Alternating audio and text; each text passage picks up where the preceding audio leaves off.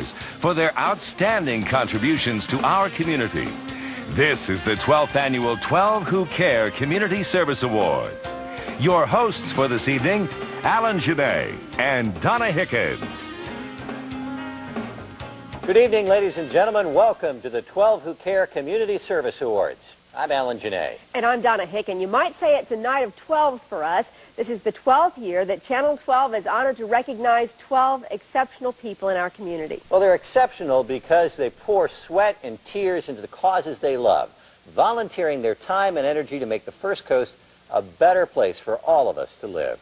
Now, normally, we bring you this annual event live from the Prime Osborne Convention Center, complete with black tie, all the glitz, and all the glitter. Yes, but Mother Nature forced us to do things a bit differently this year. All the preparations for a beautiful night were complete, but then Hurricane Floyd came along, and we had to cancel this year's live event. So instead, just this week, we held a reception to honor our 12 Who Care winners. They came with their families to receive much-deserved recognition for the work they do. But it's not enough to leave it at that. These people deserve more than praise from family and close friends. They deserve for their neighbors to know what a wonderful thing they're doing. And that's why we're going to spend the next hour showing you what makes these people so special. Now, before we do that, remember, these volunteers work hard. They work long hours, and of course, they do it all for free. But ask any one of them, and they'll tell you they're rich in spirit. So how do you reward a person like that? Well, first, we celebrate them publicly. The winners also received the prestigious Jefferson Award from the American Institute of Public Service in Washington, D.C. WTLV gives each winner a check for $500 towards the charity of their choice. And again this year, Steinmart has graciously agreed to match that donation. Now to the reason that we're here. It's time to meet our 12 winners. We begin with a man who does something exceptionally difficult. He shares his life with the dying, helping people live out the last of their years with grace and dignity. He'll be the first to tell you by giving of himself, he's getting something very precious in return. Introduced to us tonight by 12 News anchor Deanna Finney, hospice volunteer Dan Kelly is this year's first recipient of the 12 Who Care Community Service Award. A unique calmness surrounds Dan Kelly, but it's his inner force that shines through in his work with hospice. Well, Dan is one of the most nurturing, loving spirits that we've had the opportunity to work with here at hospice. He is truly giving of himself and probably epitomizes the word volunteerism. So why does he choose to invest so much time with those who have precious little time? It's extremely rewarding.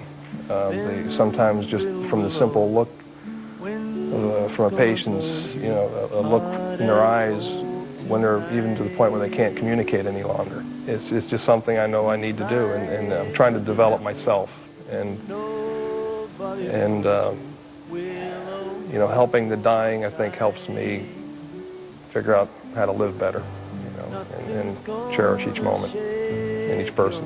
This is my favorite part, is the one-on-one, getting them outside somewhere, especially if they've been confined for a while inside. And Dan exemplifies an individual who truly can be there as a presence and be there for the situation as it is. Sleep, little willow, peace gonna follow, time will heal your wound. The harder it is, no matter who it is, I think the more rewarding it is. You really open up and allow that person to get into your heart, and you're hoping that you're getting into theirs somehow. Road to the heavens, now and forever, always came too soon. For making the journey a little easier, 12 News salutes Dan Kelly as one of 12 who care.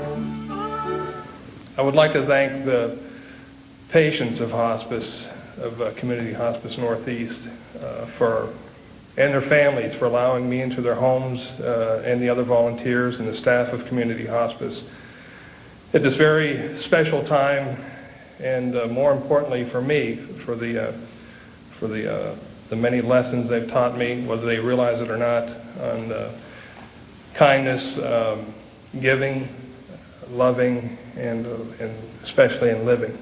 And thank you all very much. Pablo Picasso once said, it takes a long time